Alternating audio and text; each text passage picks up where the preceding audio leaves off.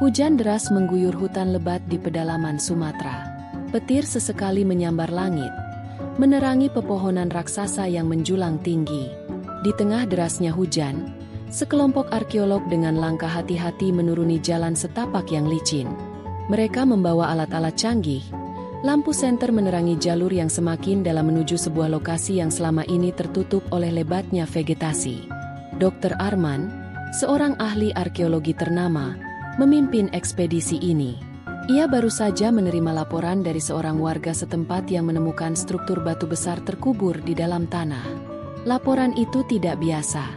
Batu tersebut memiliki ukiran yang begitu rumit, sesuatu yang tidak mungkin dibuat oleh manusia biasa di zaman dahulu. Setelah perjalanan yang melelahkan, mereka tiba di sebuah gundukan tanah yang tertutup lumut dan akar pohon. Dengan hati-hati, tim mulai menggali. Saat lapisan tanah pertama terangkat, sesuatu yang tak terduga muncul di hadapan mereka. Sebuah permukaan batu besar, berwarna kehitaman, mulai terlihat. Tidak seperti batu biasa. Permukaannya begitu halus, hampir seperti dipoles dengan teknologi canggih. Dr. Arman mengusap permukaannya, lalu mengarahkan senter lebih dekat. Ukiran-ukiran aneh terukir di batu itu, membentuk pola yang tampak begitu kompleks dan asing. Ini bukan sembarang ukiran, gumamnya dengan suara bergetar. Salah satu anggota tim, Rina, seorang ahli simbol kuno, mendekat dan mencoba mengenali pola tersebut. Matanya membesar ketika menyadari sesuatu yang mencengangkan. Ini bukan aksara yang pernah kita temui sebelumnya. Bentuknya lebih maju, lebih rapi, hampir seperti bukan berasal dari peradaban yang kita kenal, katanya dengan suara tertahan. Saat mereka terus menggali, mereka menemukan lebih banyak struktur tersembunyi di bawah tanah. Batu-batu besar tersusun begitu rapi, seperti bagian dari sebuah bangunan raksasa. Bukan hanya itu, ada sesuatu yang lebih aneh. Logam misterius yang tampaknya tertanam di antara batu-batu itu. Logam itu berkilauan saat terkena cahaya senter, seolah memiliki daya pantul sendiri. Tidak seperti besi atau tembaga biasa, logam ini terlihat tidak teroksidasi meskipun terkubur selama ribuan tahun. Dr. Arman menoleh ke arah timnya. Ada sesuatu yang jauh lebih besar terkubur di sini. Sebuah peradaban yang mungkin telah lama terlupakan, atau sengaja disembunyikan. Langit mulai terang seiring hujan mereda, tetapi suasana di dalam hutan masih terasa berat. Aroma tanah basah bercampur dengan dedaunan yang terinjak menambah kesan misterius di sekitar situs penggalian. Dr. Arman dan timnya terus bekerja dengan penuh kehati-hatian. Salah satu anggota tim, Anton, mencoba mencongkel logam misterius yang tertanam di antara batu-batu besar. Tangannya gemetar saat logam itu mulai bergeser. Tidak ada karat, tidak ada tanda-tanda korosi, seolah benda ini baru saja ditanam kemarin. Ini mustahil, bisiknya. Tiba-tiba, suara dentingan keras terdengar ketika ujung logam itu tertarik keluar sepenuhnya. Semua orang terdiam. Di bawah logam itu, terdapat ruang kosong yang menganga, seolah menjadi pintu masuk ke sesuatu yang lebih dalam. Rina mengarahkan senter ke dalam celah yang terbuka. Apa yang mereka lihat di dalamnya membuat seluruh tim menahan napas. Dinding bagian dalamnya tidak seperti batu biasa, tetapi memiliki pola geometris yang begitu rapi. Seperti bukan hasil pahatan tangan manusia zaman kuno. Di tengahnya, terdapat simbol berbentuk lingkaran dengan garis-garis menyilang yang tampak bercahaya samar ketika terkena cahaya senter. Ini bukan sekadar runtuhan, kata Rina dengan suara bergetar. Ini bisa jadi sesuatu yang lebih dari itu. Dr. Arman mencoba mengontrol napasnya. Ia telah melakukan banyak ekspedisi selama hidupnya, tetapi tidak pernah menemukan sesuatu seperti ini. Ada sesuatu yang menggelitik instingnya, sesuatu yang membuatnya merasa bahwa mereka sedang menyentuh sesuatu yang seharusnya tidak mereka temukan. Anton, coba periksa kedalamannya, perintah Dr. Arman. Anton memasukkan alat pemindai ke dalam celah yang baru saja mereka buka. Layar kecil di tangannya mulai menunjukkan hasil pemindaian.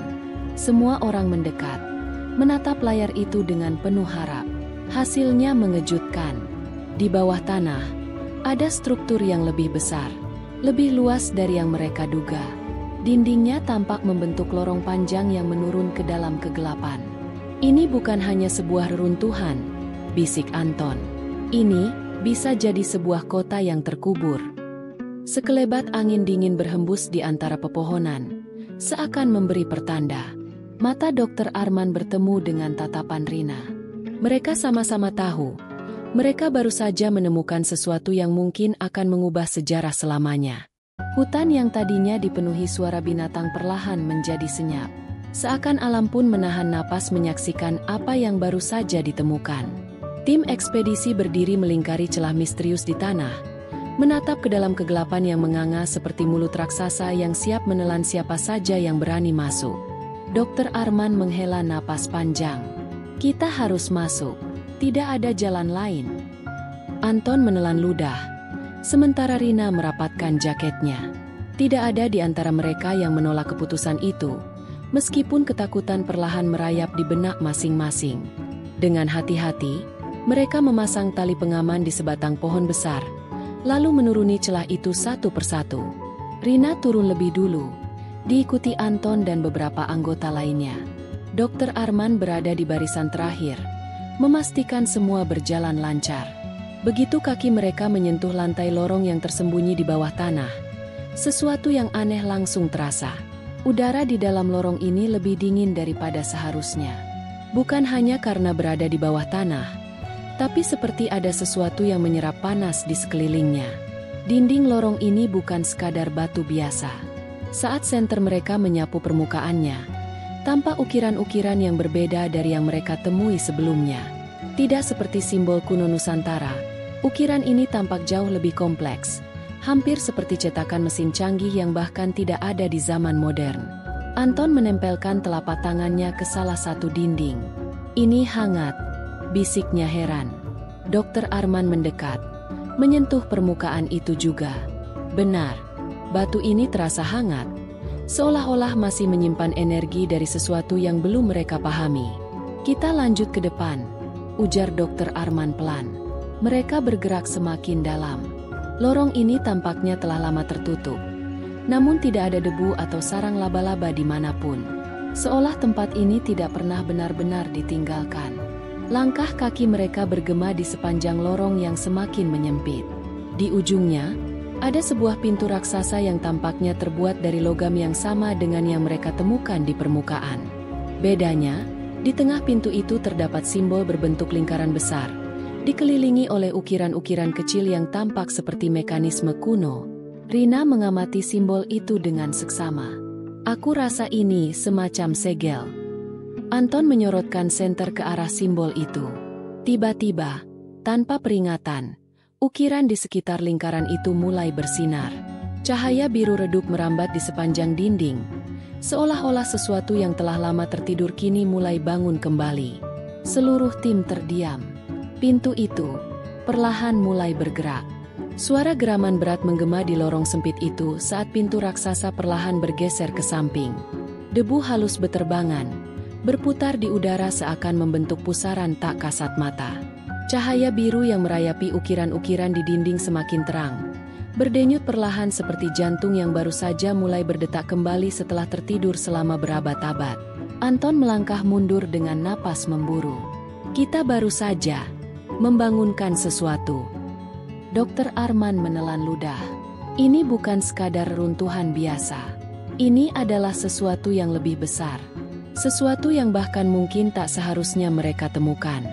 Di balik pintu yang kini terbuka lebar, lorong itu berlanjut ke sebuah ruangan yang luas, lebih besar dari yang mereka duga.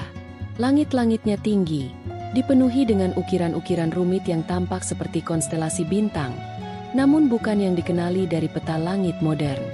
Di tengah ruangan, berdiri sebuah struktur besar menyerupai altar, terbuat dari batu hitam mengkilap yang sama seperti yang mereka temukan di permukaan.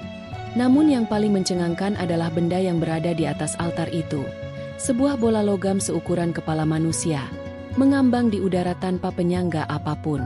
Anton mengangkat senter, sorot cahayanya memantul di permukaan bola itu, menciptakan bayangan yang bergerak aneh di dinding.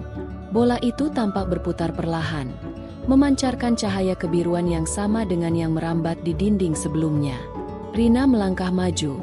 Matanya berbinar dengan rasa ingin tahu bercampur ketakutan. Bagaimana mungkin? Benda ini mengambang. Dokter Arman menggeleng pelan. Teknologi ini tidak seharusnya ada di zaman kuno. Namun sebelum ada yang bisa mengucapkan sepatah kata lagi, sesuatu terjadi. Bola logam itu tiba-tiba berhenti berputar. Cahaya birunya meredup seketika, digantikan oleh warna merah berdenyut. Seluruh ruangan bergetar pelan, seakan ada sesuatu yang baru saja diaktifkan. Angin dingin berhembus keluar dari celah-celah dinding, membawa bisikan halus yang terdengar seperti suara-suara yang tak jelas asalnya.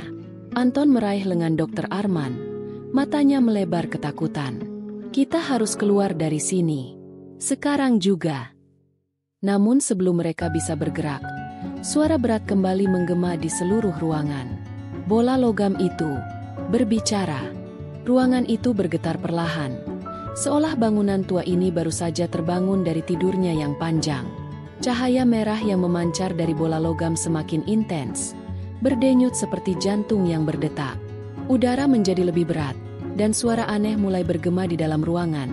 Bukan suara gemuruh, bukan pula suara runtuhan, melainkan suara yang seolah berasal dari dalam kepala mereka sendiri. Sebuah bisikan, dalam bahasa yang tidak mereka mengerti. Anton mundur beberapa langkah. Matanya membelalak. Apa-apaan ini?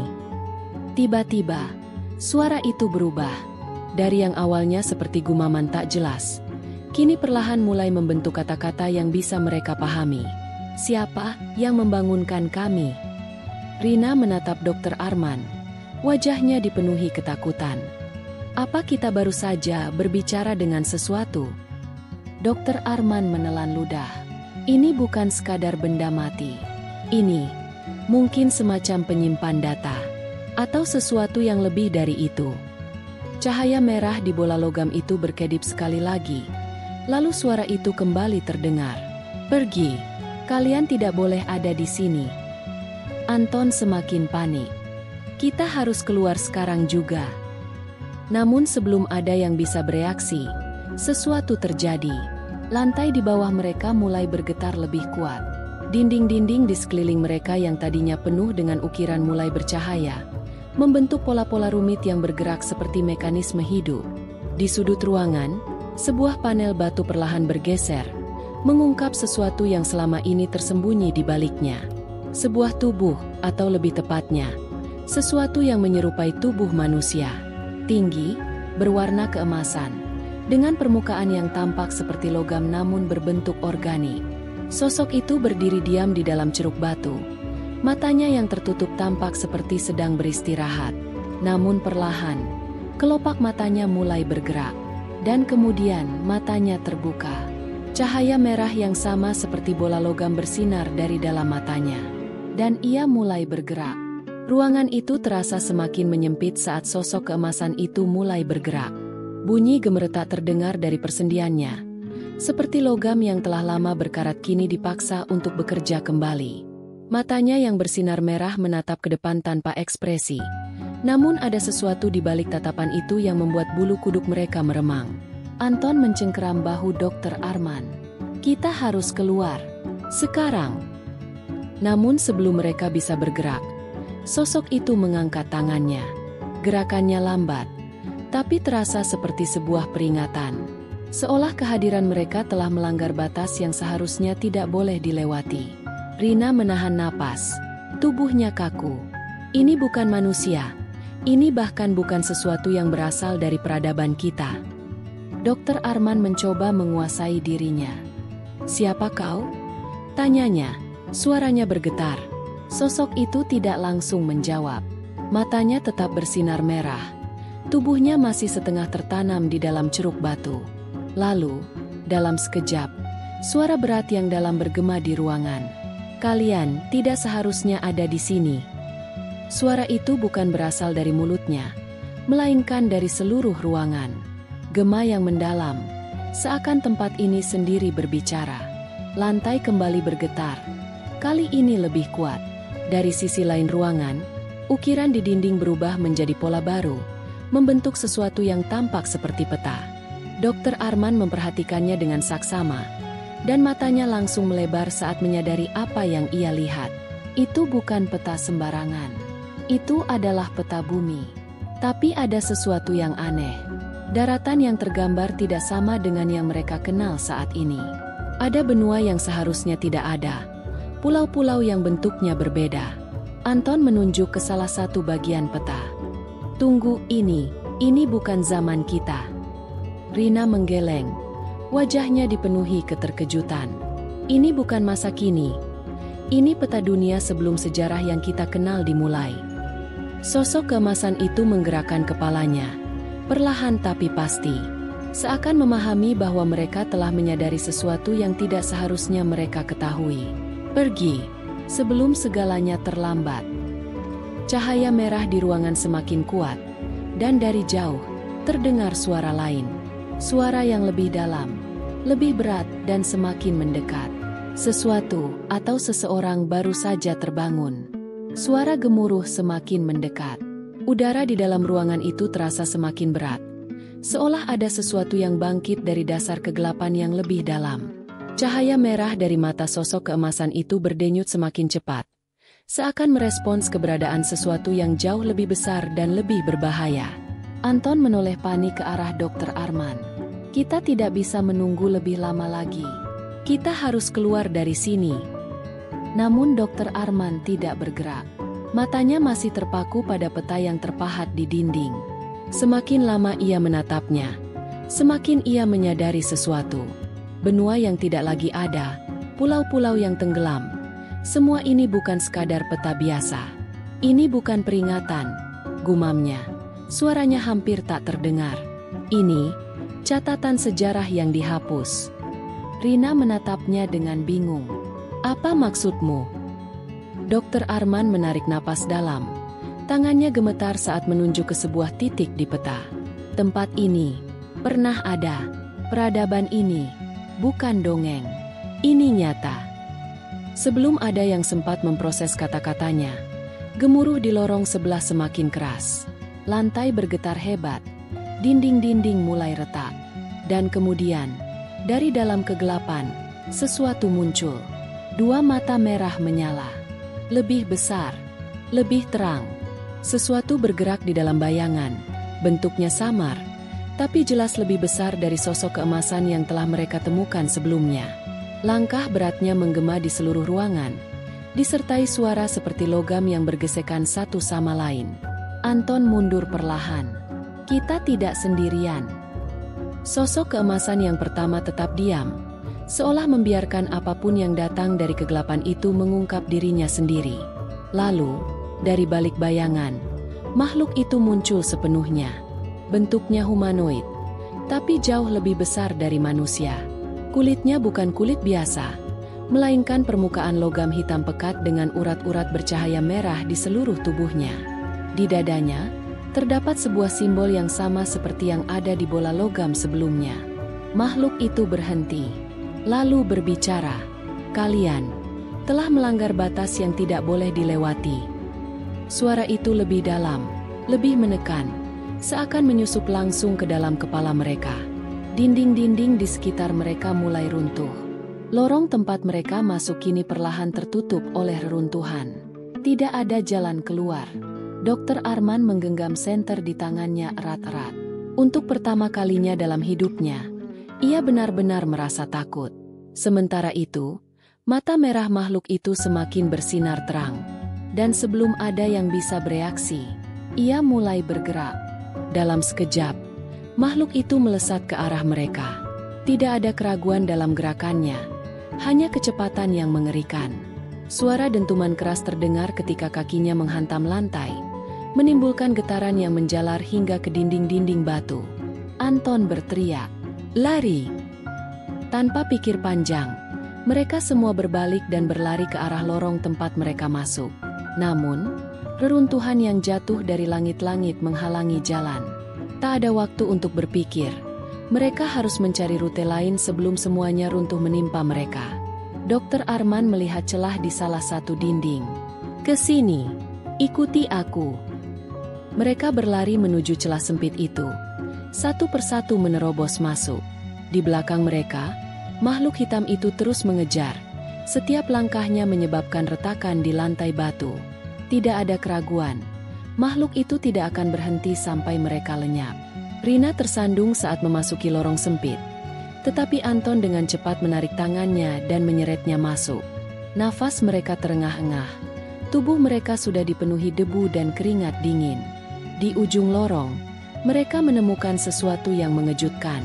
Sebuah ruangan lain, lebih kecil, tapi dengan dinding yang memancarkan cahaya biru samar. Di tengahnya, ada sebuah pilar dengan ukiran yang tampak seperti mekanisme. Dr. Arman bergegas mendekatinya. Ini mungkin kunci keluar. Makhluk hitam itu telah tiba di mulut lorong. Tubuhnya membungkuk agar bisa masuk. Matanya bersinar semakin terang. Tanpa membuang waktu, Dr. Arman menekan ukiran di pilar itu. Tidak ada yang terjadi. Anton memukulnya dengan tangannya. Ayo, ayo, cepat. Tiba-tiba, lantai di bawah mereka bergetar. Pilar itu mulai berpendar lebih terang. Lalu perlahan-lahan berputar. Dinding-dinding di sekitar mereka pun ikut bereaksi. Pola-pola bercahaya mulai berubah. Makhluk hitam itu menggeram keras dan melompat ke dalam ruangan. Dan tepat saat cakar tajamnya hampir mengenai mereka, sesuatu terjadi. Lantai di bawah mereka tiba-tiba terbuka. Dalam satu tarikan napas, mereka semua terjatuh ke dalam kegelapan. Tubuh mereka melayang jatuh ke dalam kehampaan. Nafas tercekat di tenggorokan saat mereka terhempas ke dalam terowongan gelap yang seakan tak berujung. Dinding di sekitar mereka terasa seperti batu halus. Namun sesekali pancaran cahaya biru berkelip-kelip, seolah menandakan bahwa ini bukan sekadar reruntuhan biasa. Anton berusaha meraih sesuatu untuk menghentikan jatuhnya, tapi tangannya hanya mengenai udara kosong. Rina berteriak, sementara Dr. Arman menggertakkan giginya, mencoba tetap fokus di tengah situasi yang tidak masuk akal ini. Lalu, tiba-tiba, brak, mereka menghantam sesuatu yang terasa seperti lantai batu. Tubuh mereka berguling, debu mengepul di udara. Rasa sakit menusuk seluruh tubuh mereka, tapi anehnya, mereka masih hidup. Anton mengerang, mencoba duduk. Di mana kita? Dr. Arman mengangkat kepalanya. Matanya melebar melihat apa yang ada di hadapan mereka. Di depan mereka, terbentang sebuah aula raksasa. Langit-langitnya setinggi gua bawah tanah yang luas, dengan dinding yang dihiasi relief kuno. Namun, yang paling mencengangkan adalah apa yang ada di tengah ruangan. Sebuah gerbang raksasa berdiri tegak, dihiasi ukiran yang sama dengan yang mereka lihat sebelumnya. Namun kali ini, ukiran-ukiran itu menyala terang, seperti sistem yang baru saja diaktifkan. Di atas gerbang itu, terdapat simbol yang sama dengan yang terukir di dada makhluk hitam tadi. Rina menelan ludah. Ini bukan hanya reruntuhan, ini semacam fasilitas. Dr. Arman mengangguk pelan. Pikirannya berpacu. Bukan sembarang fasilitas. Ini pintu masuk ke sesuatu yang lebih besar. Langkah berat terdengar dari atas. Anton mendongak. Wajahnya memucat. Dia masih mengejar kita. Dari lubang tempat mereka jatuh, makhluk hitam itu kini berdiri di tepi, menatap mereka dengan mata merahnya yang menyala ganas. Ia tidak bergerak, hanya mengamati, seakan menunggu sesuatu. Lalu, tanpa peringatan, gerbang di hadapan mereka mulai bergetar. Relief di dinding seolah hidup, bergerak perlahan seiring dengan denyut cahaya biru yang semakin terang. Kemudian, dari dalam gerbang itu, sebuah suara terdengar, dalam bahasa yang tak mereka mengerti, tapi dengan makna yang sangat jelas. Waktunya telah tiba. Tiba-tiba, makhluk hitam itu melompat turun, tepat di depan mereka. Namun, yang mengejutkan, ia tidak menyerang. Sebaliknya, ia berbalik, menghadap gerbang itu, seolah menunggu sesuatu muncul dari baliknya. Cahaya biru di ruangan itu semakin terang, getaran semakin kuat, dan sebuah bayangan mulai terlihat di balik gerbang yang perlahan terbuka. Anton, Rina, dan Dr. Arman hanya bisa menatap dengan ngeri. Saat mereka akhirnya menyadari bahwa apa yang selama ini terkubur di tempat ini bukanlah sesuatu yang seharusnya ditemukan.